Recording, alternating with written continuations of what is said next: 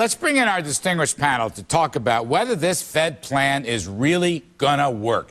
We have Robert Reich, former Labor Secretary and author of Super Capitalism. We have Art Laffer of Laffer Investments and co-author of The End of Prosperity, Forbes President and CEO Steve Forbes, and Michael Pinto of Delta Global Advisors. He's a senior contributor to greenfaucet.com. Hello, gentlemen.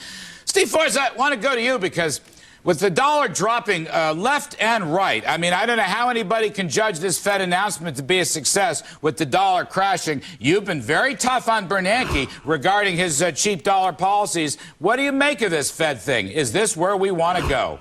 Well, is this going to be the crash of Helicopter Ben, that you cure these things by just throwing money at it? I think it just underscores that when the currency is weak, or certainly like a yo-yo, people are going to shun it. You're not going to get real investment. But it also underscores two things, Larry. One is the need to truly reform mark-to-market, which they've not done yet, which is an overhang, sword overhanging banks and insurance companies. And they also haven't done anything about short selling. So if you don't deal with these overhangs, you don't deal with the housing market in a positive way by guaranteeing short-term the debt of Fannie and Freddie, this thing is still not going to get a real head of steam. All right, Robert Reich, I want to go to you on this Fed story. I mean, here we got a zero interest rate and unlimited pump priming. Gold is soaring. The dollar is crashing. You think this is a good idea from Bernanke? Well, here's the significance, Larry. The Fed has gone just about as far as it can possibly go. I mean, there is no wiggle room left, which means that from now on, now you may not like to hear this, and my good friend Steve Forbes may not like to hear this, and Art Laffer, but I'm going to say it anyway, we have to rely on fiscal policy. That means that we are on the cusp of a big fiscal stimulus, because basically that's the only game left in town.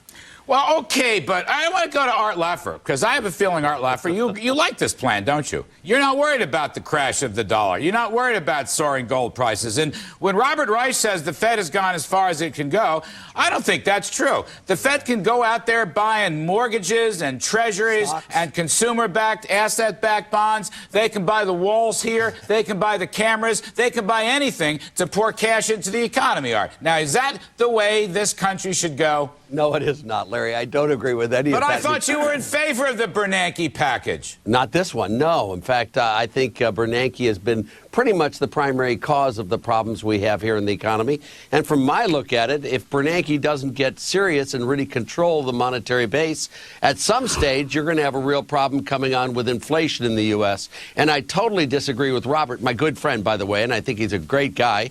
But I think he's wrong on the stimulus package. This isn't the stimulus package. This is making the U.S. non-competitive in the world. And if anything, it's the fiscal stimulus prospects that are really making the dollar weak going forward. The Fed and fiscal policy are finally working together to really make the dollar a problem going forward, I believe. See, I don't see that at all, Art. First of all, let me just clarify. Sure. I'm not saying the Fed's move is the beginning of fiscal policy. I'm saying the Fed is basically going as far as it can possibly go. Larry, yes, of course, it can buy everything. It can flood the market with money. It can borrow money abroad. But that's what his announcement said. That's what his announcement said, Bob Reich. He basically said they're going to maintain the expansion of their balance sheet.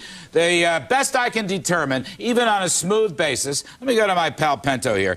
The balance sheet is growing at 100% over the last year, from $900 billion to $2.2 trillion, on the way to $3.2 trillion. And the monetary base, 40% growth. Now, I don't believe the Fed cares a hoot about price stability or the value of the dollar. And I want to ask you, where is this going to lead? They want to inflate. Look, unfortunately, because I love America and I'm no perma bear, I want to say this to you. As a country, we are so laden in debt on the public and private sector level that we require very low interest rates to service that debt. Unfortunately, our low interest rates are derived artificially by inflation and by money printing. And now the Fed has hit everybody over the head with a sledgehammer and said, you better abandon fixed income and you had better abandon any type of bonds and buy stocks, buy commodities, and buy real estate.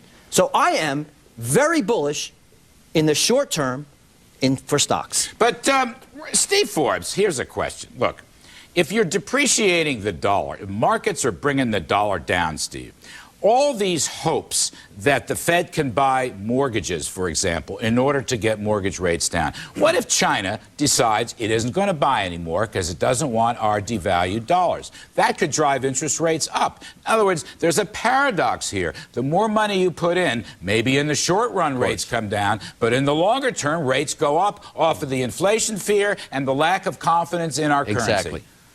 Well, that gets to the heart of it. If you have a debased currency, if people think it's going the way of Zimbabwe, then they're not going to want to hold the thing. They're not. Businesses aren't going to invest if they have no faith in the currency.